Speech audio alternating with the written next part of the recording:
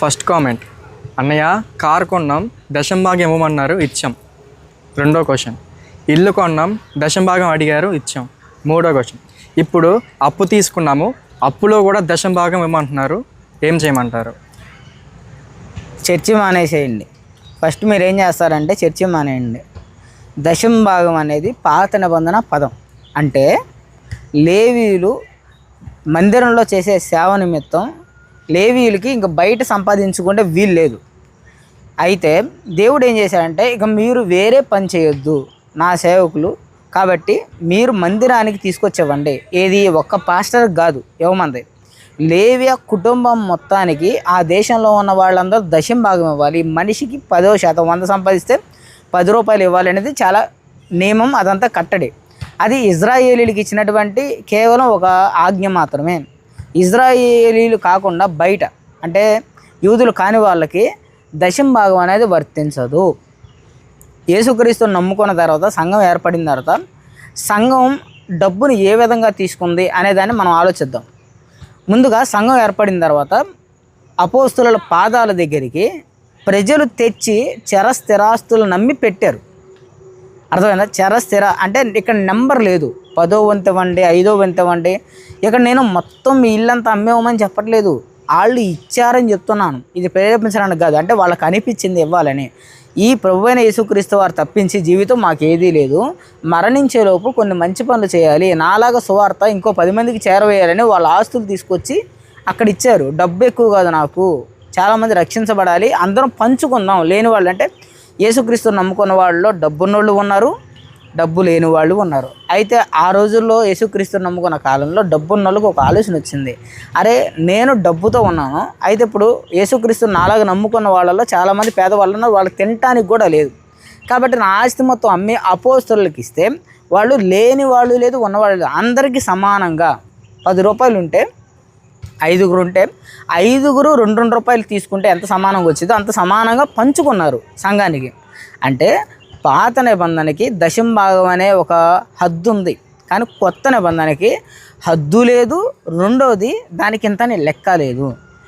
ఎవరికైతే అక్కడ పరిచర్య జరుగుతుంది, దేవుడు ప్రేరేపించాడు, లేదు అంటే ఈ సువార్త ఇంకొంతమందికి చేరాలి అని దేవుడు భారం పెడితే వాళ్ళు ఇవ్వండి.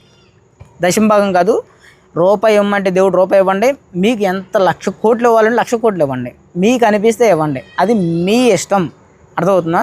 కానీ ఎవరైనా సరే ఇల్లు కొన్నప్పుడు దశంభాగం ఇవ్వాలి, కారు కొన్నప్పుడు దశంభాగం ఇవ్వాలి, లేదు అంటే అప్పు తీసుకున్నప్పుడు అప్పులో కూడా దశంభాగం ఇవ్వాలి. ఇంతకు మించి పిచ్చితనం ఒకవేళ ఇచ్చి ఉంటే మీరు ఇంతకు మించి ఈ రోజులను నేను చూడలేదు. మీరు ఇవ్వమాకండి. రెండోది, ఎవరైనా ఇలా అడిగితే ఒకటే అడగండి, మేము ఇవ్వం, మాకు ఇవ్వాలనిపిస్తే ఇస్తాం. మీరు ఆ మాత్రం చర్చిలో దశంభాగం పేరు ఎత్తొద్దు. ఇక్కడ పరిచర్య జరుగుతుందని మాకు కనబడుతుంది, మాకు ఇవ్వాలని తెలుసు, దేవుడు మీరు నికాసుగా పరిచయం చేస్తే దేవుడు మా గుండెలో భారం పెడతాడు, మేమే ఇస్తాం డబ్బుని అనేది చెప్పండి, ముఖం మీద చెప్పండి, ఫస్ట్ చెప్పండి. వినుకోకుండా ఇంకా ఎక్కడ వాక్యం చెప్పినా ఏం చెప్పినా అక్కడికి లాక్కు వస్తున్నారు అనుకోండి, దయచేసి ఆ చర్చి మానేయండి. వేదిక ఎక్కి డబ్బు గురించి మాట్లాడుతున్నాడంటే దేవుడు కృపణ గురించి, దేవుడు క్షమాపణ గురించి చెప్పాల్సిన వేదిక మీద డబ్బు గురించి మాట్లాడుతున్నాడు అంటే, భాగాల గురించి మాట్లాడుతున్నాడు అంటే ఇంకా ఎంత మిస్యూజ్ చేస్తున్నారు. పాస్టర్లుగా కొంతమంది పిలువబడుతున్నారు, వాళ్ళు దేవుడిచ్చిన బాధ్యతని ఎంత మిస్యూజ్ చేస్తుంటే వాళ్ళు ఆ డబ్బు దగ్గర ఆగుతారు. దయచేసి ఒక మాట గుర్తుంచుకోండి, బైబిల్ కూడా చెప్పింది ఏమైంది, ఒకడు దేవుడికి ధనానికి దాసుడిగా ఉండలేడు. ఇప్పుడు దేవుడు దైవజనుడిని ఎందుకు పెట్టాడు అంటే దేవుడికి దాసుడుగా ఉండి దేవుడిచ్చే ఉత్తరాలని చేరవేయడానికి ఉన్నాడు. అర్థమైంది? అయితే దేవుడు వాక్యాన్ని మనుషులకు చెప్పుకోకుండా డబ్బు గురించి మాట్లాడతాడంటే నువ్వు డబ్బుకు దాసుడుగా ఉన్నావు. దయచేసి ఎవరైనా దశంభాగాల గురించి మాట్లాడినా, నేనేమన్నా అంటే వాక్యం సమయంలో కానీ లేదంటే ఒక కొత్త నిబంధనకు సంబంధించిన పదాలు కానీ వాడుతుంటే గుర్తుపెట్టుకోండి, మీరు అక్కడ ఇచ్చేయమాకండి. ఎందుకంటే ఒకటి ఉంది అంటే రెండోది కూడా లోపాలు ఉంటాయి.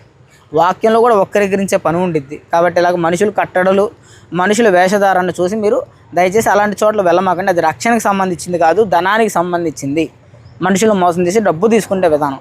చెప్పండి, మీరు ఎవరైనా ఒకవేళ ఈ వీడియో చూస్తుంటే మీరు కామెంట్ చేయండి కింద, దశంభాగం సరే ఓకే, దశంభాగం ఇచ్చేది ఉందనుకో, వాళ్ళు ఇవ్వాలనుకుంటే అక్కడ ఇస్తారు. కానీ ఇల్లు కొన్నప్పుడు దశం భాగం ఇవ్వాలి, కారు కొన్నప్పుడు దశం భాగం ఇవ్వాలి.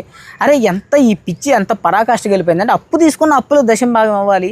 అరే బుద్ధి జ్ఞానం ఉందా? కొంచెమైనా బుద్ధి జ్ఞానం ఉందా ఎవరికైనా? దశం భాగం డబ్బు అనేది క్రిస్టియానిటీ పదం కాదు. క్రిస్టియానిటీ పదం ఏంటి అంటే పాపం వాళ్ళు క్షమించడానికి క్రీస్తు ఎక్కడికి వచ్చాడు అంటే మనకి ఇవ్వడానికి వచ్చాడు, తీసుకుంటానికి రాలా. అర్థమైందా? మనకి పాప క్షమాపణ ఇవ్వడానికి వచ్చాడు, ఆ పాప క్షమాపణ ఇచ్చేశాడు. అయితే ఆ ఇచ్చాను అనేదాన్ని చెప్పడానికి పరిచారకులను పెట్టుకున్నాడు, సువార్థికులను పెట్టుకున్నాడు, పాస్టర్లను పెట్టుకున్నాడు. అర్థమైందా? సువార్థికులు ఆయన మీకోసం పరలోకానిలో స్థానం ఇవ్వడానికి వచ్చాడు, మీ పాపాలు విడిచిపెట్టనని చెప్పడానికి సువార్థికులు. చెప్పిన తర్వాత దీన్ని అంగీకరించిన వాళ్ళకి రక్షణ మార్గం తప్పిపోకుండా దేవుడు వాక్యాల చేత వాళ్ళని పోషిస్తూ తీసుకెళ్ళేవాడు సంఘ కాపరి. అర్థమవుతుందా? ఈ సంఘ కాపరి కేవలం వాక్యాలను పోషించేవాడు, అంతేగాని సువార్త ప్రకటించే దాంట్లో డబ్బు లేదు, సువార్త నమ్మిన తర్వాత రక్షణలో నడిపించే పరిచర్యలో డబ్బు లేదు. కానీ ఈ పరిచర్య మరి ఎలా నడిచిద్ది అంటే దేవుడు ఈ నడిచే వాళ్ళని ప్రేరేపిస్తాడు. అర్థమైందా? దాంట్లో నడిచే వాళ్ళని ప్రేరేపిస్తాడు. స్థిరాస్తులు అమ్మి దేవుడు ఇవ్వమంటే ఇస్తారు. అర్థం? మీరు అడగమాకండి. రెండోది, ఎవరైనా ఒకవేళ ఇలా అడుగుతుంటే వాళ్ళకి పొరపాటును కూడా రూపాయి కూడా ఇవ్వవద్దు, ఇవ్వాల్సిన అవసరం లేదు. ఒకవేళ ఇవ్వాలి అనే భారం దేవుడు మీలో పెడితే ఇవ్వండి, అంతేగాని ఇచ్చిన దాని గురించి చెప్పొద్దు, ఎంత ఇచ్చారనేది కూడా చెప్పొద్దు.